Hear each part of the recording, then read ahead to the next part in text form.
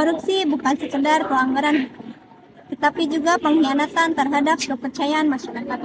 Di Indonesia, kasus korupsi masih terus terjadi di berbagai bidang dan memberikan dampak besar bagi kehidupan masyarakat. Mulai dari pembangunan yang terhambat, bantuan yang tidak tepat sasaran, hingga hilangnya kesejahteraan masyarakat.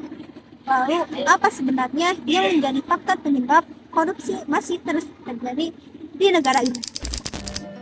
Direktur Utama PT Pertamina Patraniaga Rifan Siahaan turut menjadi satu dari 7 tersangka kasus dugaan korupsi tata kelola minyak mentah dan produk kilang pada PT Pertamina Subholding dan kontraktor kontrak kerjasama tahun 2018 sampai 2023. Mobil mewah ini bukan sedang dipamerkan di sebuah showroom, melainkan barang bukti yang disita oleh Kejaksaan Agung.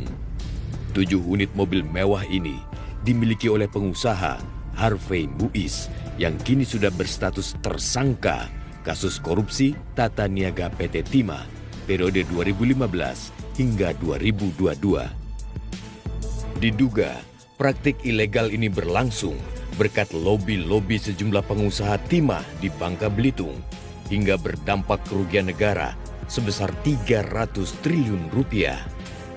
Hingga 27 April lalu, Kejaksaan telah menyeret 21 orang tersangka di pusaran kasus ini.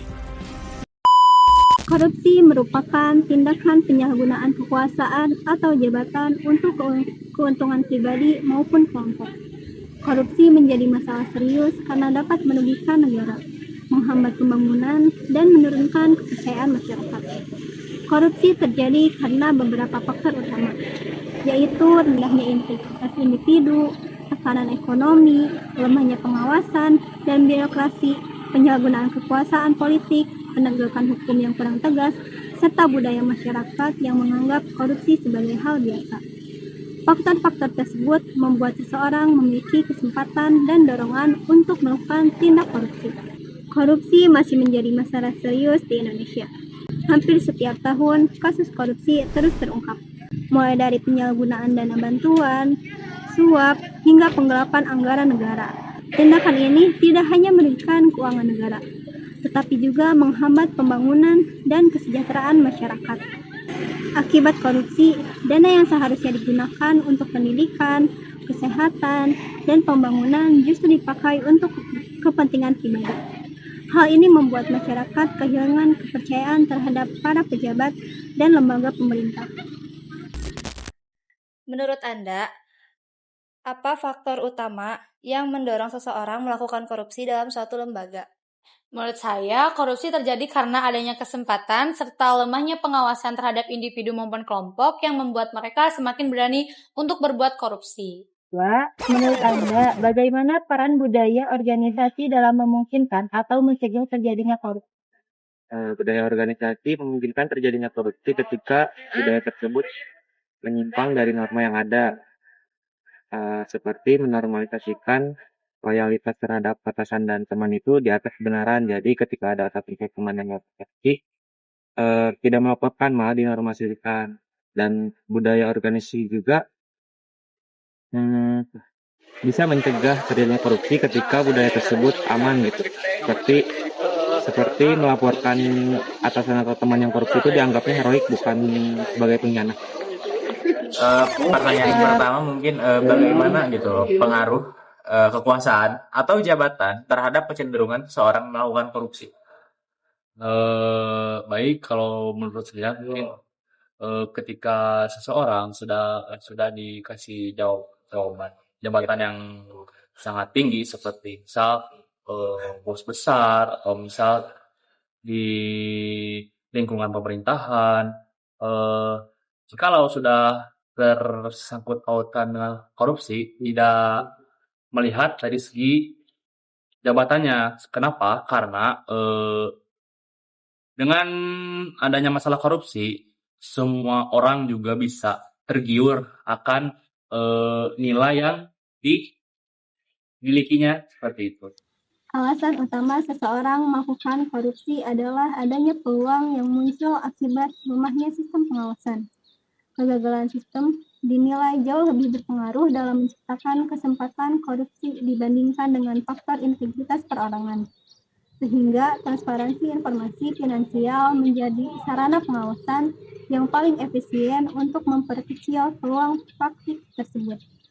Di sisi lain, kualitas sumber daya manusia dan budaya organisasi memegang peranan vital. Kecerdasan tanpa integritas moral hanya akan menghasilkan individu yang ahli memanfaatkan celah sistem. Sementara sistem pendidikan nasional saat ini dikritik karena terlalu fokus pada nilai akademik dibanding dengan peranan nilai kejujuran. Korupsi seringkali dipicu oleh gaya hidup konsumtif dan tekanan sosial untuk menunjukkan status melalui kemewahan. Keinginan untuk menjadi kaya dengan cara instan menyebabkan praktik korupsi kecil seperti suap dianggap biasa, di mana niat individu untuk memenuhi tuntutan sosial sebenarnya lebih dominan dibandingkan kegagalan sistem birokrasi itu sendiri. Pemberantasan korupsi membutuhkan perbaikan sistematik yang dibarengi dengan penguatan moralitas individu serta budaya transparansi yang menyeluruh. Pemberantasan korupsi tidak bisa dilakukan hanya dari satu sisi. Kita memerlukan 3 langkah yang berjalan beriringan. Pertama, penguatan karakter. Membangun integritas moral yang kokoh sejak dini. Yang kedua, perbaikan sistem menciptakan pengawasan ketat dan budaya transparansi untuk menutup celah penyalahgunaan. Dan yang terakhir, penegasan hukum. Menerapkan hukum tanpa diskriminasi guna memberikan efek jerak yang nyata. Korupsi tidak hanya terjadi karena lemahnya hukum, tetapi juga karena adanya perpaduan faktor internal dan eksternal yang saling mendukung. Dari perspektif teoritis, faktor internal itu berasal dari diri individu yang memang rendahnya moralitas, lemahnya integritas, gaya hidup konsumtif, serta tamak. Teori Freudrich Engel menjelaskan bahwa seseorang melakukan korupsi itu karena adanya tekanan, kesempatan, dan pembenaran terhadap tindakan. Dalam realitasnya, banyak pejabat itu sebenarnya sudah memiliki jabatan yang berpenghasilan tinggi, tetapi juga tetap melakukan korupsi karena memang adanya dorongan dan juga keserakahan dan keinginan untuk mempertahankan gaya hidup yang cukup hedonis.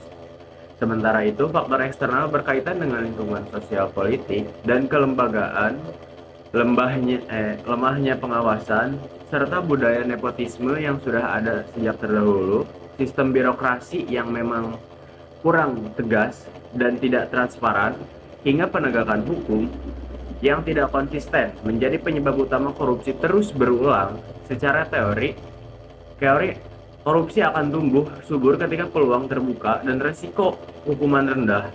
Hal ini terlihat dalam kenyataan di Indonesia, di mana masih banyak kasus korupsi yang melibatkan para pejabat publik, proyek pemerintah, bahkan lembaga yang seharusnya menjadi pengawas pun ikut melakukan korupsi. Menurut saya adalah akar terbesar masalah korupsi itu bukan hanya pada pihak individu, melainkan juga pada sistem yang memberi ruang untuk penyalahgunaan kekuasaan.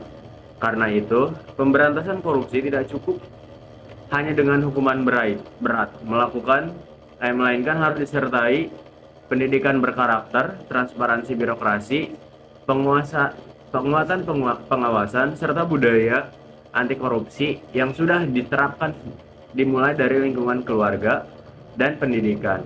Dengan demikian, teori tentang penyebab korupsi dapat dipahami secara nyata melalui kondisi sosial yang terjadi di masyarakat saat ini. Korupsi bukanlah masalah tunggal, melainkan hasil dari pertemuan antara karakter pribadi yang lemah, budaya organisasi yang permisif, serta sistem yang kurang transparan. Untuk memutus rantai ini, kita tidak bisa hanya mengandalkan kecerdasan intelektual semata. Diperlukan adanya penguatan integritas moral sebagai pondasi utama, karena kecerdasan tanpa etika hanya akan melahirkan upaya manipulasi. Mari kita mulai dari diri sendiri dengan menolak adanya praktik korupsi demi tegaknya supremasi hukum dan transparansi yang nyata.